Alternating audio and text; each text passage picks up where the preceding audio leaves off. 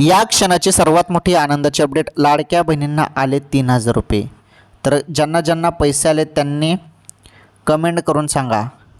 ज्यांना पैसे आले त्यांनी हो म्हणा, ज्यांना नाही आले त्यांनी नाही म्हणा. सर्वात मोठी खुशखबर, आनंदाची अपडेट. हे बघा, जून 1,500 रुपये, त्यामध्ये प्लस करा जुलै 1,500 रुपये. तर 1,500 आणि 1,500 किती होता? 3,000 रुपये.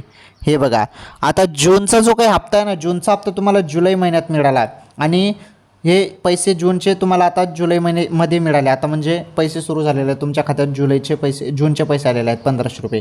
तर ते आता जुलै महिन्यात पैसे आले आणि जुलै महिन्याचे पैसे पण याच महिन्यात जुलैमध्ये येतील. म्हणजे जुलैमध्ये जूनचे पैसे 1,500 आले आणि जुलै महिन्यात जुलैचे पण पैसे 1,500 आले, म्हणजे टोटल झाले 3,000 रुपये. याच महिन्यात तुम्हाला 3,000 रुपये मिळणार आहे.